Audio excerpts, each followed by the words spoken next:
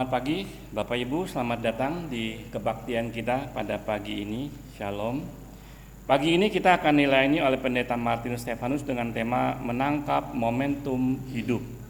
Pada hari ini jam 12.30 juga ada persidangan majelis jemaat yang mohon dukungan doa dari Bapak Ibu. Dan dalam minggu ini, hari Sabtu tanggal 27 Januari ada persekutuan senior di GKI Karbela, akan dilayani oleh Pendeta Martinus Stefanus dengan tema hidup dalam tuntunan Tuhan. Dan ada juga persekutuan doa yang akan diadakan pada hari Selasa tanggal 23 Januari jam 7.30 malam, dilayani oleh Pendeta Martinus juga dengan tema berdoa karena setia. Pada Minggu tanggal 4 Februari di GKI Karbela akan diadakan sakramen baptisan kudus dewasa dan pengakuan percaya. Di kebaktian umum 1 jam 9 pagi akan dipimpin dan dilayani oleh Pendeta Martinus Stefanus. Majelis Jemaat mengucapkan selamat ulang tahun, Tuhan berkati untuk Saudara Ari Hartanto, untuk Pendeta Martinus Stefanus, untuk Ibu Endang Setiawati, untuk Saudara Renaldi Cahyadi, untuk Ibu Hestianti, untuk Penatua Bambang Teddy Setiawan. Mari Bapak Ibu kita sejenak menyaksikan video gerakan Ayo Nyoblos.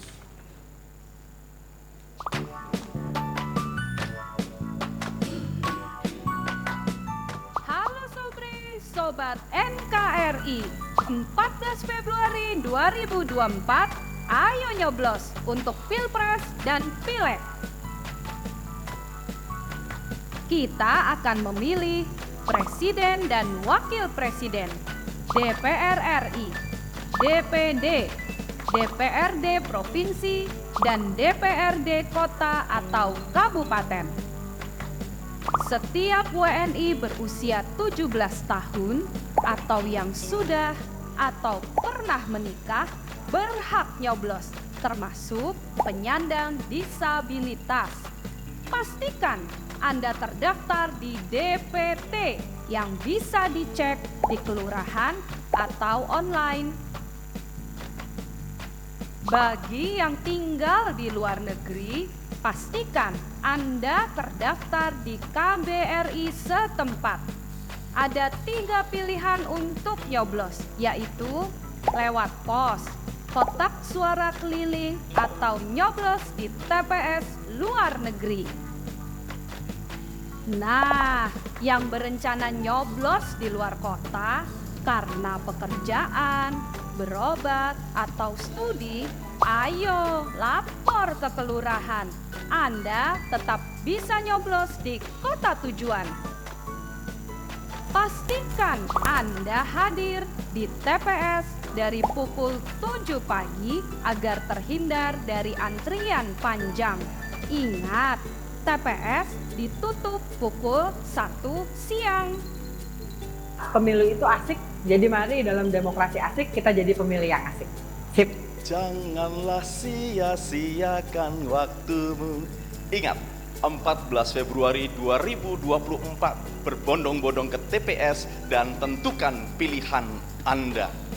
Anda dan saya adalah anak-anak kandung yang sah dari Republik ini. Kita pemilik yang asik. Dan sebagai pemilik yang asik, mari kita nyoblos. Jangan lupa, ayo nyoblos. Jangan golput supaya Tuhan dimuliakan dan Tuhan berkarya di Indonesia. Terima kasih.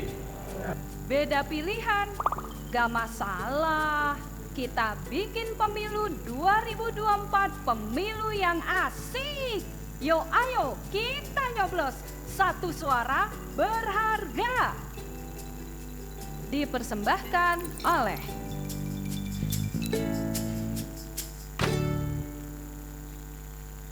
Mari Bapak Ibu, saya undang bangkit berdiri. Kita akan memasuki ibadah kita dengan pujian PKJ 11 ayat 1, 2, dan 3.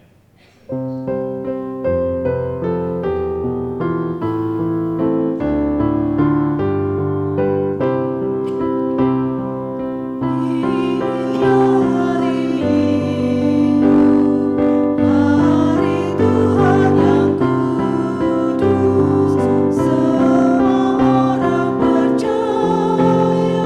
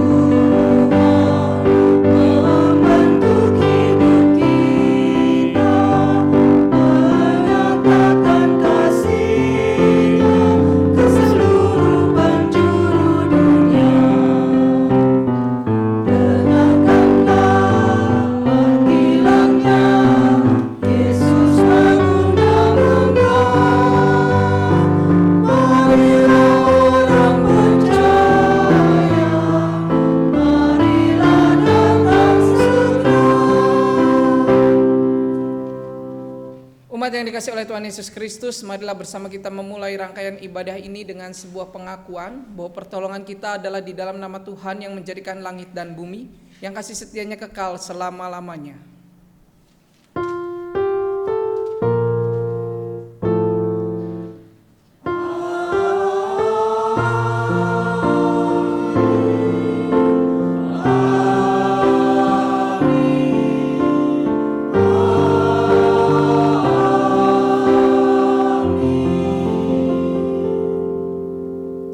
Kasih karunia dan damai sejahtera dari Allah Bapa dan dari Tuhan Yesus Kristus beserta saudara sekalian. Dan beserta saudara juga.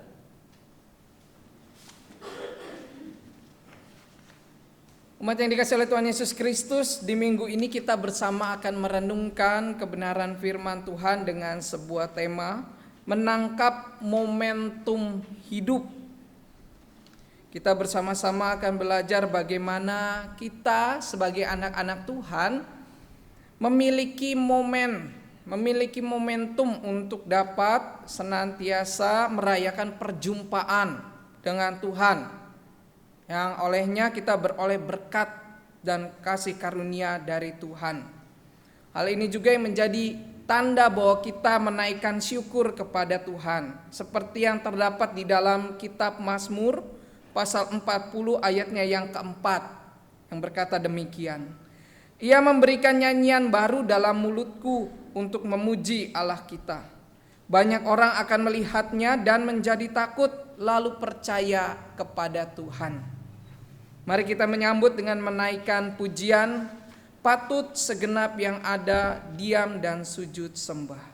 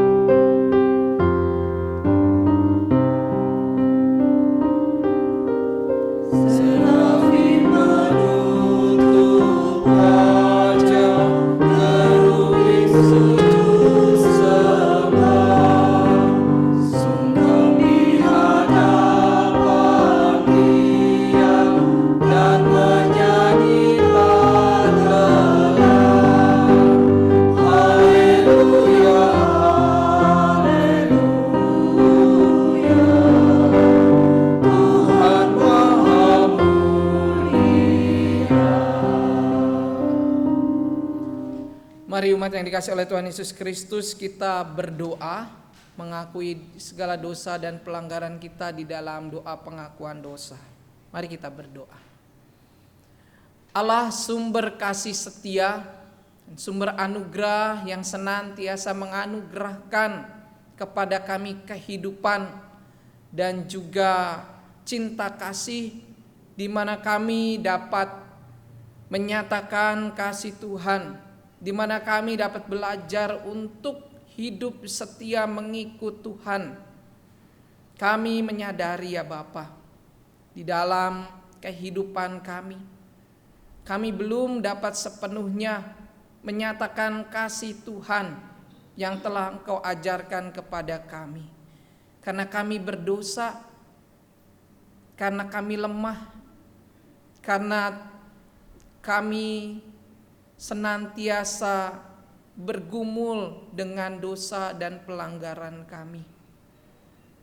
Ampuni kami ya Bapa, apabila perkataan, tutur kata maupun perbuatan kami tidak mencerminkan kasih Tuhan, bahkan justru menjadi batu sandungan bagi sesama kami. Kami melukai hati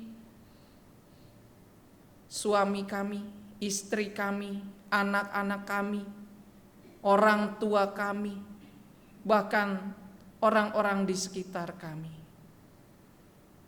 Ampuni kami ya Bapa, apabila perbuatan kami juga mendukakan hati Tuhan. Ampuni kami yang berdosa ini, tahirkanlah kami, sehingga di dalam pertolongan-Mu ya Bapa yang penuh kasih, Engkau yang memberikan kepada kami kekuatan yang baru untuk kami dapat melakukan segala perintah-Mu dalam kehidupan kami. Walau kami lemah, tetapi Engkau membuat kami dapat melakukannya, karena Engkau adalah Allah yang mengasihi kami. Dengarkanlah doa permohonan kami ini. Ampunilah segala kesalahan dan dosa kami ya Bapa.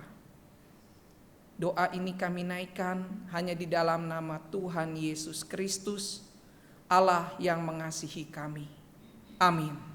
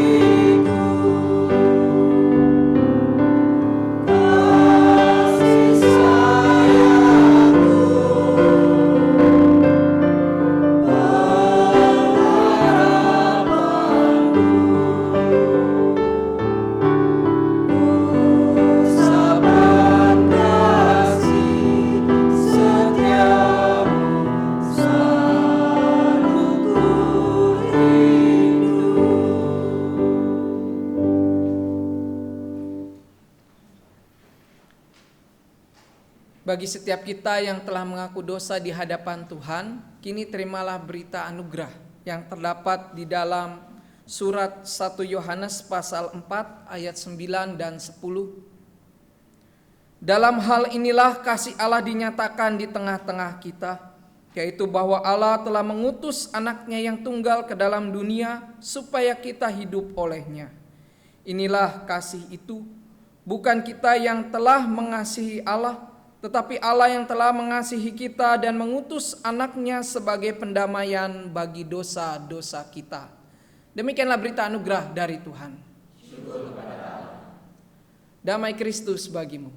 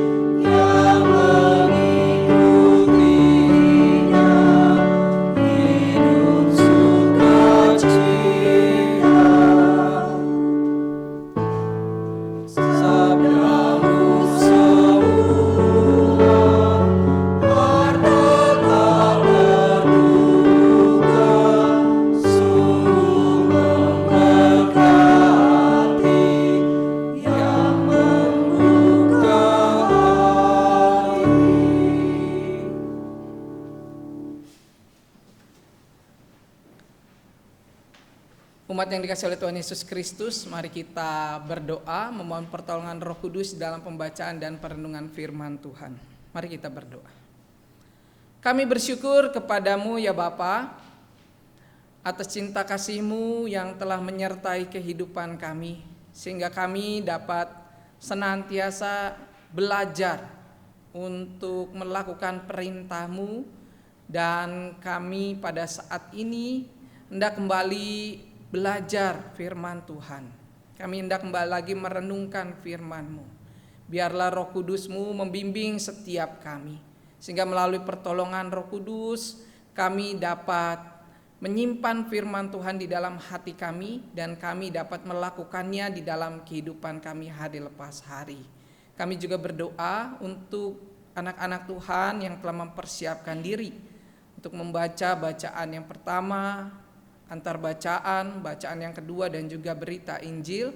Biarlah firman-Mu ini senantiasa menyapa kehidupan kami, menjadi pelita yang menerangi langkah kami, sehingga kami dapat menyatakan cinta kasih Tuhan di dalam terang firman-Mu. Berfirmanlah kepada kami ya Bapa, karena kami anak-anak-Mu telah siap untuk mendengarkannya. Di dalam nama Tuhan kami Yesus Kristus kami sudah berdoa. Amin.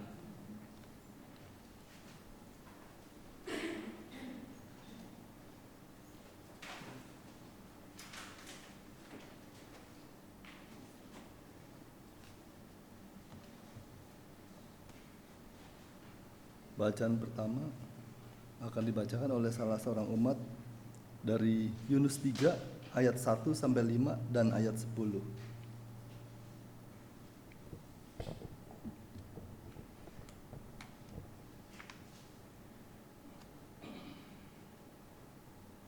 Yunus 3 ayat 1 sampai 5 dan 10 dengan judul Pertobatan Niniwe. Datanglah firman Tuhan kepada Yunus untuk kedua kalinya. Demikian, bangunlah, pergilah ke Niniwe, kota yang besar itu, Dan sampaikanlah kepadanya seruan yang kufirmankan kepadamu. Bersiaplah Yunus, lalu pergi ke Niniwe sesuai dengan firman Tuhan Allah. Niniwe adalah sebuah kota yang mengagumkan besarnya, 3 hari perjalanan luasnya. Mulailah Yunus masuk ke dalam kota itu sehari perjalanan jauhnya, lalu berseru, 40 hari lagi, maka Niniwe akan kutunggang balikan. Orang Niniwe percaya kepada Allah, lalu mereka mengumumkan puasa dan mereka, baik orang dewasa maupun anak-anak, mengenakan kain kabung. Ayat 10, ketika Allah melihat perbuatan mereka itu, yakni bagaimana mereka berbalik dari tingkah lakunya yang jahat, maka menyesallah Allah karena malapetaka yang telah dirancangkannya terhadap mereka, dan ia pun tidak jadi melakukannya. Demikianlah sabda Tuhan. Marilah kita menanggapi bacaan pertama dengan menyanyikan Mazmur 62 ayat 6 sampai 13.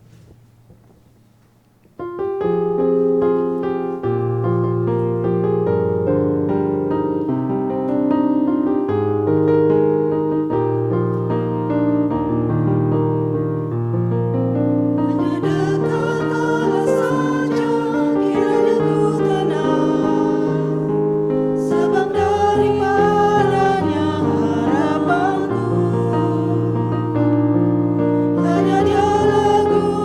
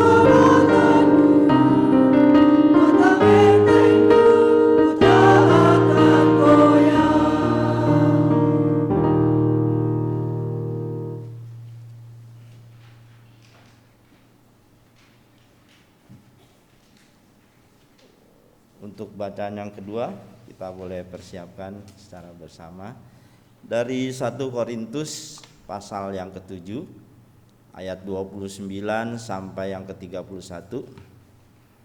Kalau sudah siap, saya akan membacakan untuk kita semua. 1 Korintus pasal 7 ayat 29 sampai yang ke-31. Saudara-saudara, inilah yang kumaksudkan, yaitu waktu telah singkat. Karena itu dalam waktu yang masih sisa ini, orang-orang yang beristri harus berlaku seolah-olah mereka tidak beristri, dan orang-orang yang menangis seolah-olah tidak menangis, dan orang-orang yang bergembira seolah-olah tidak bergembira, dan orang-orang yang membeli seolah-olah tidak memiliki apa yang mereka beli. Pendeknya, orang-orang yang mempergunakan barang-barang duniawi seolah-olah sama sekali tidak mempergunakannya. Sebab dunia seperti yang kita kenal sekarang akan berlalu. Demikianlah sabda Tuhan.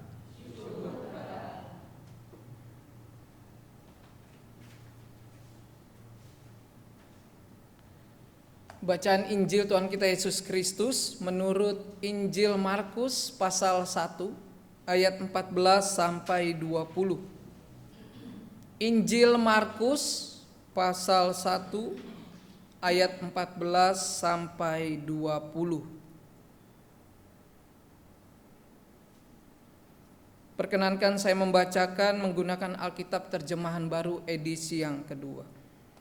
Injil Markus pasal 1 ayat 14. Sesudah Yohanes ditahan, datanglah Yesus ke Galilea memberitakan Injil Allah, katanya. Saatnya telah genap, kerajaan Allah sudah dekat. Bertobatlah dan percayalah kepada Injil. Ketika Yesus menyusuri tepi danau Galilea, ia melihat Simon dan Andreas saudara Simon. Mereka sedang menebarkan jala di danau, sebab mereka penjala ikan. Yesus berkata kepada mereka, "Mari, ikutlah aku dan kamu akan kujadikan penjala manusia." Lalu mereka segera meninggalkan jala mereka dan mengikuti Dia.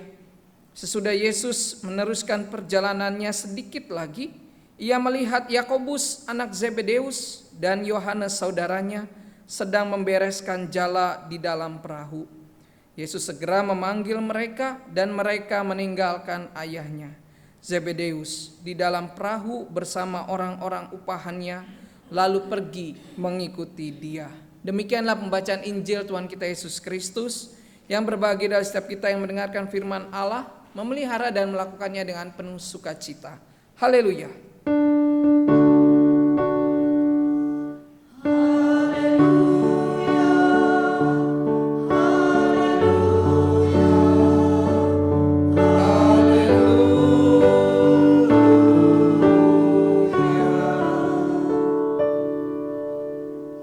Shalom.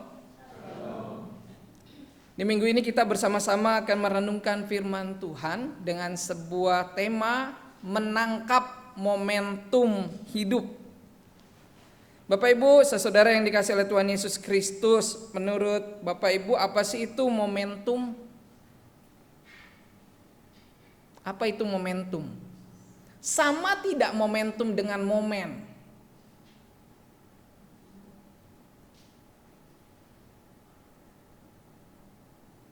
Momentum itu adalah saat yang tepat.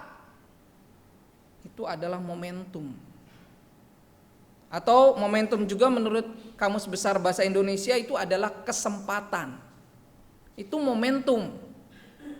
Tapi kalau momen itu adalah waktu yang singkat.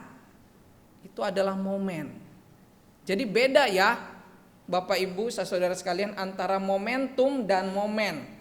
Jadi jangan sampai salah menggunakannya dalam kalimat antara momentum dan momen. Nah, yang kita baca di dalam Injil Markus ini adalah sebuah momentum. Momentum saat yang tepat. Saat yang tepat mengenai apa? Mengenai kehadiran Yesus ketika Yohanes yang dianggap oleh banyak orang sebagai seorang nabi kemudian dipenjara, datanglah Yesus. Nah, ini adalah momentum, bukan momen, tapi momentum di saat yang tepat. Yesus itu datang untuk memberitakan. Beritanya adalah saatnya telah genap, kerajaan Allah sudah dekat, bertobatlah dan percayalah kepada Injil. Nah, ini yang dilakukan oleh Tuhan Yesus adalah menangkap momentum di dalam kehidupan di tengah masyarakat Yahudi pada saat itu. Ketika mereka melihat bahwa Yohanes ini akan menjadi orang yang membuka jalan bagi kedatangan Mesias, di saat yang tepat itulah Yesus datang. Sehingga kedatangan Tuhan Yesus ini menjadi tanda awal bagaimana karya Allah itu menjadi nyata di dalam dunia, yaitu pengampunan dosa dan keselamatan bagi orang yang percaya. Dan inilah juga yang menjadi bagian bagaimana Yesus yang hadir ini menunjukkan peristiwa perluasan mukjizat. Nah, saya menggunakan kata perluasan karena Yesus itu turun dari kerajaan surga ke dalam dunia, memperluas wilayahnya untuk menyampaikan berita anugerah keselamatan. Jadi anugerah itu tidak hanya berdiam di dalam kerajaan surga, tetapi turun ke dalam dunia dan diperluas supaya sebanyak mungkin orang mendengar dan percaya. Dan pada saat itu Tuhan Yesus hadir lalu menyusur danau Galilea, bertemu dengan murid-murid. Murid-murid yang pertama yaitu Simon dan Andreas. Simon dan Andreas ini adalah penjala ikan. Penjala ikan adalah sebuah profesi atau pekerjaan yang rendah. Profesi atau pekerjaan ini adalah profesi pekerjaan sehari-hari.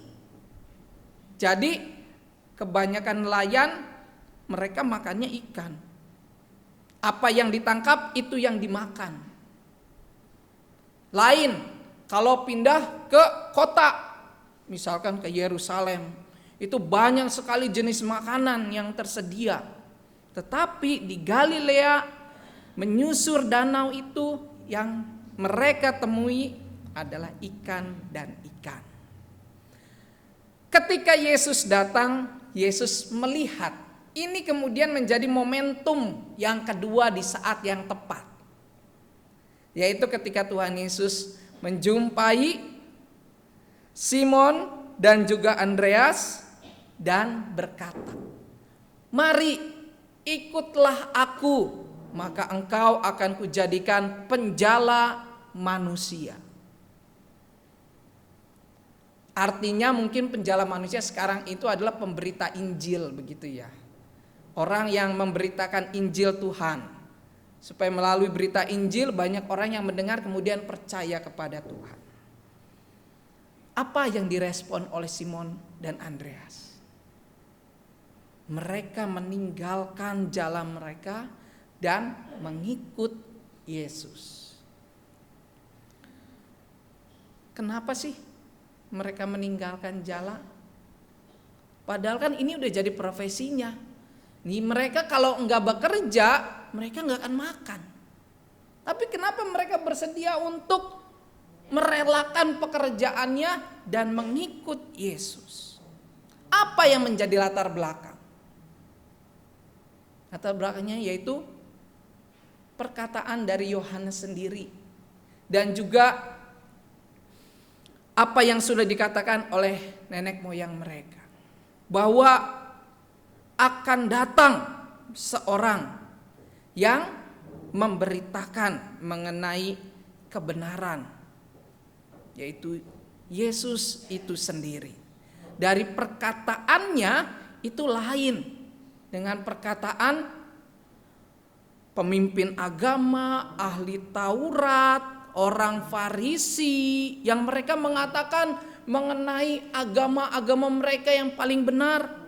Tetapi Yesus datang mengatakan, ikutlah aku, maka engkau akan kujadikan penjala manusia. Kata yang sederhana tapi mengena bagi Simon dan juga Andreas. Kami belum pernah mendengar kata yang seperti ini. Mungkin kalau di dalam hati mereka dapat berkata, mungkin inilah dia yang diberitakan oleh Yohanes, yaitu Mesias. Lalu mereka bersedia untuk meninggalkan pekerjaan mereka dan mengikut Yesus. Bapak Ibu, Yesus dalam bahasa Ibrani itu Yehosua, artinya sang penolong atau juru selamat. Jadi dari perkataan itu juga para murid sudah mulai percaya, menumbuhkan rasa percaya. Kemudian dengan kalimatnya yang memang lain daripada kalimat pemimpin-pemimpin mereka. Lalu kemudian mereka mengikut Yesus. Lalu selanjutnya momentum yang Tuhan Yesus lakukan adalah ketika Yesus melanjutkan perjalanannya dan ia melihat Yakobus anak Zebedeus dan Yohanes saudaranya sedang membereskan jala di dalam perahu. Bapak Ibu, yang kedua ini momentumnya memang saat yang tepatnya itu memang tidak semua orang bisa melakukannya. Yaitu ketika mereka, yaitu Yakobus dan Yohanes mendengar perkataan Yesus dan mereka meninggalkan ayahnya. Tidak hanya pekerjaannya sebagai nelayan, tapi ayahnya. Ini sangat mungkin terjadi karena ada pimpinan Roh Kudus yang membimbing Yakobus dan juga Yohanes untuk bersedia mengikut Yesus. Karena meninggalkan keluarga, meninggalkan orang tua dalam tradisi Yahudi itu bisa menyebabkan kutuk bagi anak tersebut. Nah, inilah yang kemudian justru membuat mereka bersedia mengikut, bukan karena diajak, tetapi karena memang hati mereka yang digerakkan oleh Roh Kudus. Dan kata meninggalkan bapaknya Zebedeus ini bukan berarti mereka atau Yakobus ini meninggalkan dengan tanpa pamit, meninggalkan dengan tergesa-gesa, tetapi dimungkinkan sekali sebagai bentuk penghormatan anak kepada orang tua. Yakobus berbicara empat mata dengan ayahnya, lalu juga mempersiapkan segala sesuatu untuk ayahnya, sehingga ketika ditinggalkan ayahnya ini tidak merasa kehilangan. Momentum ini yang Tuhan Yesus pakai dan gunakan. Sebenarnya tanpa momentum ini pun Yesus bisa memberitakan keselamatan, bahkan menyelamatkan orang banyak. Tetapi inilah bentuk dari anugerah kasih Allah, yaitu supaya setiap orang itu melihat dengan mata kepalanya, mendengar dengan telinganya, dan dengan hati mereka menjadi percaya. Yesus menghendaki para murid untuk mengikuti Dia, untuk belajar dan juga menjadi pelaku-pelaku firman Tuhan setelah Tuhan Yesus itu naik ke surga. Umat yang dikasihi oleh Tuhan Yesus Kristus, Yesus datang untuk menyerukan kasih Allah, yaitu pertobatan. Pertobatan ini yang kemudian diterima dengan jalan mengikut Yesus dan dilakukan melalui pola hidup yang benar di hadapan Tuhan. Ini juga yang terjadi kalau kita baca di dalam kitab Yunus. Bagaimana Yunus kemudian bertobat dan mengakui bahwa Tuhan Allah lah yang berkuasa atas seluruh ciptaannya. Ketika Yunus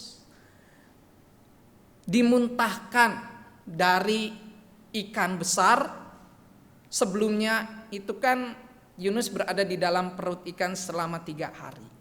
Lalu dia berdoa kepada Tuhan, mengakui segala perbuatannya, dan ia percaya bahwa atas kasih setia Tuhan, Tuhan telah memberikannya kehidupan. Sehingga melalui pertobatannya Tuhan memuntahkan Yunus, menyelamatkan Yunus, dan pola hidup Yunus pun tidak seperti pertama ketika ia dipanggil. Ketika ia dipanggil pertama, pola hidupnya ia menjauh dari Tuhan.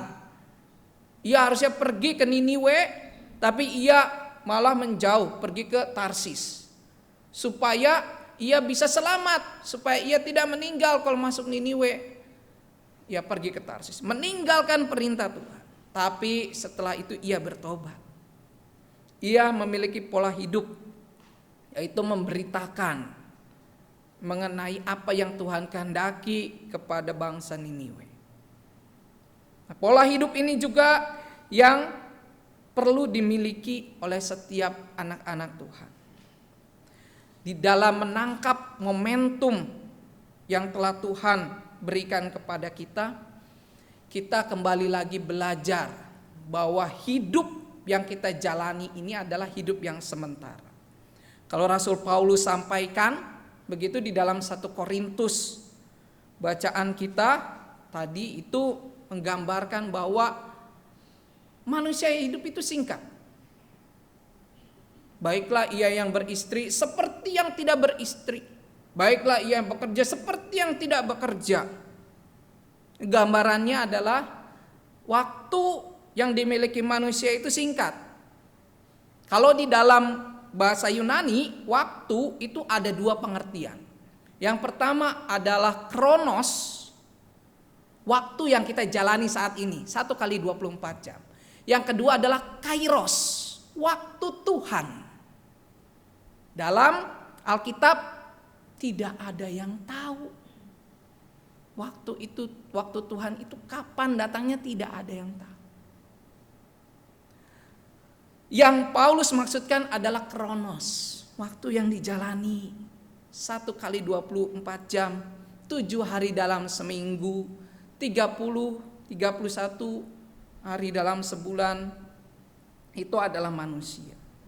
Waktu manusia, dan seringkali waktu manusia itu dilakukan dengan menangkap momen-momen yang ada. Momen ketika pergi ke satu kota, momen ketika pergi ke satu negara, momen ketika melakukan pelayanan, momen ketika diberi kesempatan untuk melayani, dan lain sebagainya. Momen dan momen. Padahal kita tahu arti dari momen itu adalah waktu yang pendek. Sedangkan momentum saat yang tepat itulah waktu Tuhan. Karena waktu Tuhan itu limitless, enggak ada batasnya. Dan Tuhan berkarya dalam diri kita supaya kita tidak hanya menangkap momen demi momen saja, tetapi kita bersedia untuk hidup menyatakan momentum dalam melayani Tuhan. Karena itu kita diajak untuk dapat menghargai waktu yang Tuhan telah berikan kepada kita. Waktu yang kita pakai apakah sudah kita lakukan untuk memuliakan Tuhan, atau waktu itu hanya kita pakai sebagai momen-momen dalam kehidupan kita. Kita akan melihat cuplikan video berikut ini. bagaimana kita diajak untuk dapat menghargai waktu.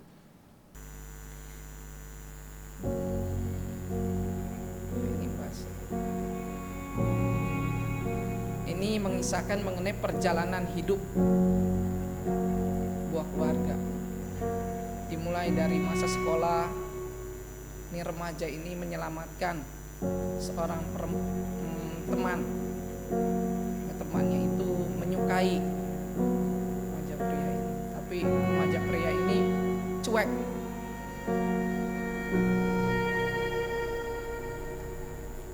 Sampai akhirnya mereka pacaran dan mereka sudah lulus sekolah dan bekerja. Mereka menikah, membeli sebuah jam. Waktu pun berlalu, mereka karuniai seorang anak. Suaminya ini bekerja terus dengan susah payah sampai dia marah-marah. Tokonya pun tutup. Suaminya ini mencoba untuk bertahan kuat sampai mereka sudah tua, masih kerja. Akhirnya istrinya ternyata mengidap penyakit. Suaminya semakin giat bekerja dan sekarang sudah dekat dengan istri, terus bekerja.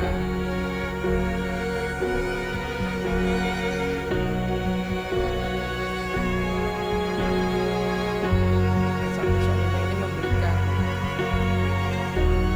kepala yang diinginkan oleh istri.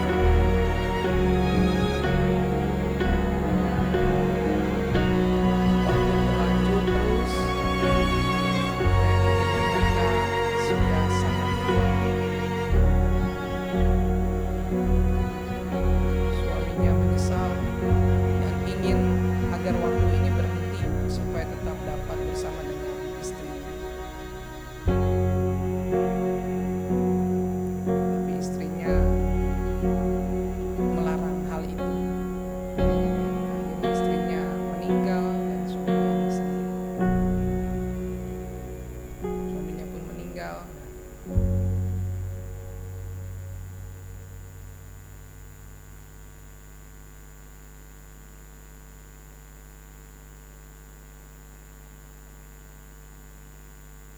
Ya, Bapak Ibu saudara yang dikasih oleh Tuhan Yesus Kristus, singkat ya. Saya lihat ini cuma 3 menit. Tapi ini menggambarkan mengenai momen kehidupan. Ada momentum yang tidak dapat diraih, yaitu membahagiakan istrinya. Hidup dalam momen, tapi di mana momentumnya? Kita jangan hanya melihat momen dan momen yang ada, tetapi kita juga harus belajar untuk menangkap momentum dalam kehidupan kita, yaitu dengan kita menghargai waktu yang telah Tuhan berikan kepada kita. Dalam pujian dikatakan, pakailah waktu anugerah Tuhanmu, hidupmu singkat bagaikan kembang. Mana yang kekal di hidupmu, hanyalah kasih yang tak akan lekang. Nah, ini adalah gambaran bagaimana setiap kita diajak untuk memiliki momentum saat yang tepat. Kapan? Yaitu saat ini, ketika kita beribadah, ketika kita berada di keluarga kita. Itu adalah momentum yang tepat bagi kita untuk saling mengasihi. Di dalam pekerjaan kita, itu adalah momentum yang tepat bagi kita untuk bekerja di dalam takut akan Tuhan. Bukan bekerja hanya memuaskan hati keinginan bos. Ketika kita berada dalam pelayanan, ini adalah momentum bagi kita untuk bersyukur, untuk bersedia melayani Tuhan. karena kita sudah diselamatkan oleh Tuhan. Waktu Tuhan adalah momentum bagi kita untuk mendekat dan mendengar apa yang Tuhan kehendaki dalam kehidupan kita. Setiap orang yang mendengar dan percaya beroleh hidup. Hidup itu yang dipakai untuk mengerjakan kebaikan.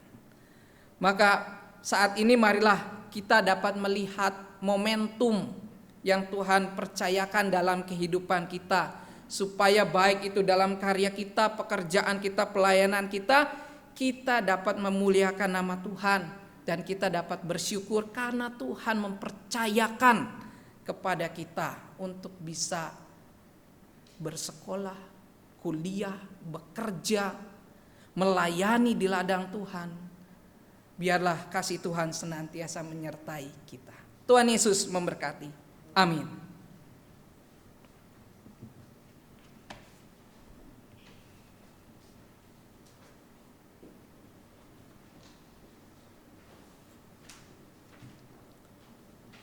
Umat diundang bangkit berdiri. Marilah kita bersama dengan umat Allah di masa lalu, masa kini, dan masa depan mengingat pengakuan pada baptisan kita menurut pengakuan iman rasuli. Aku percaya pada Allah, Bapa yang Maha Kuasa, Khalik langit dan bumi, dan pada Yesus Kristus anaknya yang tunggal Tuhan kita, yang dikandung daripada Roh Kudus, lahir dari anak darah Maria, yang berita sengsara di bawah pemerintahan Pontius Pilatus, disalibkan, mati dan dikuburkan, turun dalam kerajaan maut, pada hari yang ketiga bangkit pula dari antara orang mati, naik surga, duduk sebelah kanan Allah, Bapa yang Maha Kuasa, dan dari sana ia akan datang untuk menghakimi orang yang hidup dan yang mati. Aku percaya pada Roh Kudus, gereja yang kudus dan am, persekutuan orang kudus, pengampunan dosa, bangkitan orang mati, dan hidup yang kekal. Amin.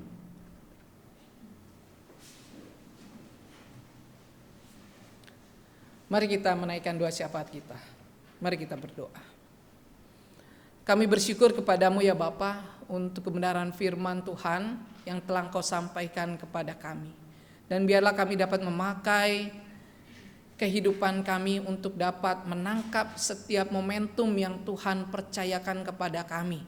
Sehingga kami dapat didapati oleh Tuhan menjadi anak-anak-Mu yang setia, dan juga kami dapat beroleh hikmat serta dituntun jalan kehidupan kami oleh cinta kasih-Mu, sehingga kami dapat merayakan dan bersyukur atas setiap penyertaan Tuhan dan momentum dalam kehidupan kami.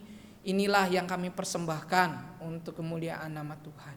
Dan kami juga berdoa ya Bapa untuk anak-anak Tuhan yang telah Engkau percayakan di dalam pelayanan di GKI Karbela, baik itu majelis jemaat, badan pelayanan maupun aktivis serta komisi yang ada.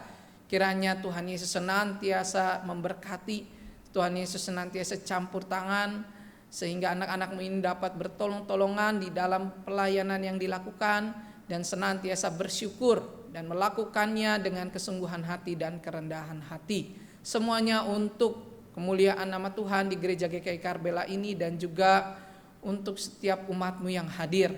Dan kiranya pelayanan-pelayanan yang kami lakukan pun dapat menjadi berkat Tuhan bagi lingkungan sekitar kami.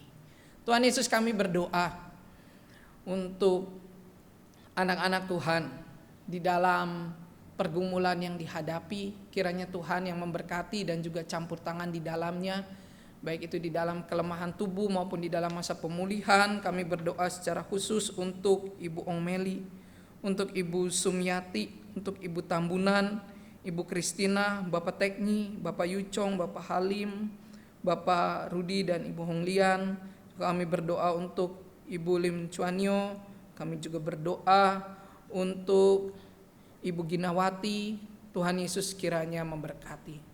Dan kami juga berdoa ya Bapa bagi setiap pergumulan yang dihadapi oleh anak-anak Tuhan, baik itu dalam pekerjaan mereka, di dalam pendidikan mereka, di dalam relasi di tengah keluarga maupun di dalam masyarakat. Tuhan Yesus kiranya campur tangan memberkati dan juga senantiasa memberikan kekuatan yang baru, sehingga di tengah pergumulannya Tuhan Yesus senantiasa menyertai dan anak-anak-Mu tetap setia mengikut Engkau.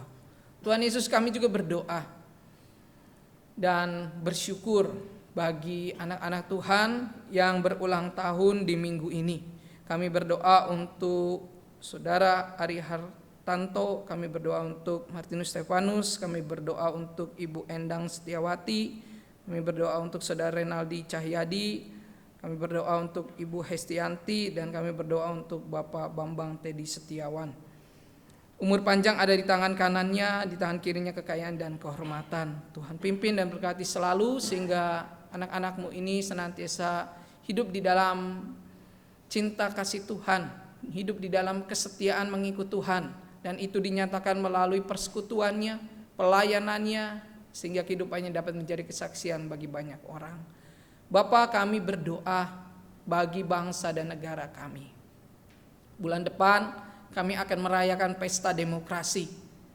Kiranya Tuhan Yesus yang memberikan kedamaian dan ketenangan di negara Indonesia, Tuhan jauhkan dari segala mara bahaya maupun berita-berita miring, berita-berita yang tidak benar kejelasannya. Tuhan kiranya senantiasa memberikan ketenangan bagi negara Indonesia ini, sehingga kami pun di dalam beraktivitas kami dapat senantiasa beraktivitas dengan baik, dan juga kami tetap mendoakan bangsa dan negara kami.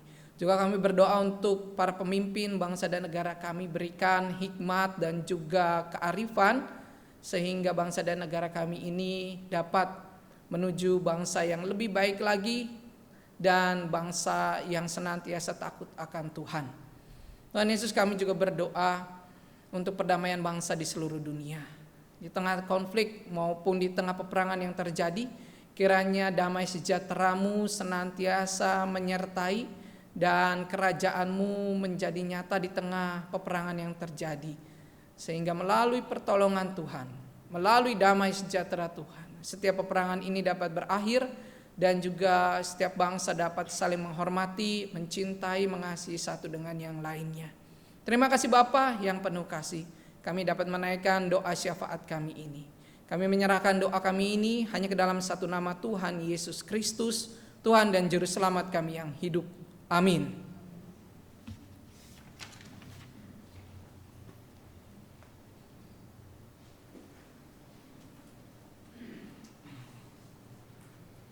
Mari kita berikan persembahan. Sebelumnya akan saya bacakan ayat pengantar persembahan kita yang diambil dari Ibrani 13 ayat 15, Ibrani 13 ayat 15 dan 16. Sebab itu marilah kita oleh Dia senantiasa mempersembahkan korban syukur kepada Allah, yaitu ucapan bibir yang memuliakan namanya. Dan janganlah kamu lupa berbuat baik dan memberi bantuan, sebab korban-korban yang demikian yang berkenan kepada Allah. Persembahan juga dapat diberikan melalui nomor rekening GKI Karbela atas nama GKI Jalan Anggrek Raya nomor 4A, nomor akun 230301042 di BCA Cabang Kalimalang. Mari kita nyanyikan PKJ 148 untuk mengiringi persembahan kita.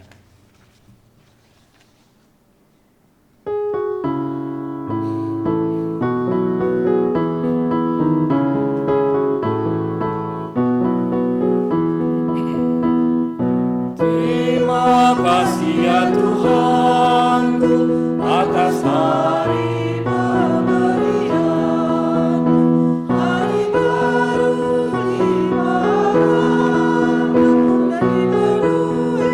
oleh kasih-Mu Kau curahkan pada umat-Mu, Kau curahkan pada umat-Mu.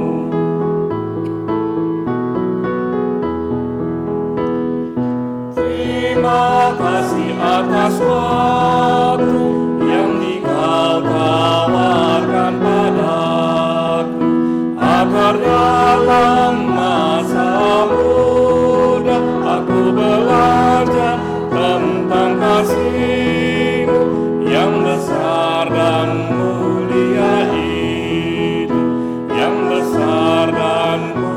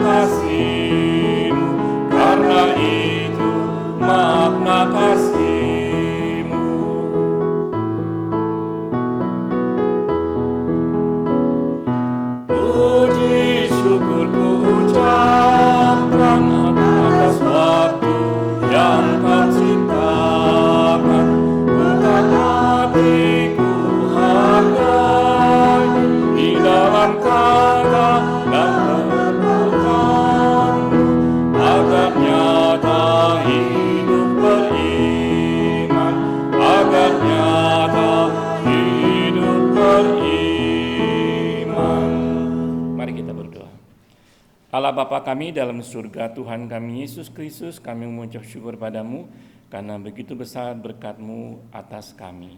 Setiap hari Engkau memberkati kami dengan berkat yang berlimpah, yang kadang kami tidak menyadarinya. Bapa, mohon kuduskanlah persembahan kami, kuduskan juga hati dan pikiran kami yang kami persembahkan padamu. Dan Bapa mohon kuduskan tangan-tangan mengolah persembahan ini, biarlah persembahan ini boleh memuliakan nama-Mu di gereja kami ini dan makin memperbesar nama-Mu. Di dalam nama-Mu Tuhan Yesus Juru Selamat kami naikkan doa ini. Amin. Mari kita lanjutkan dengan nyanyian pengutusan PKJ 239.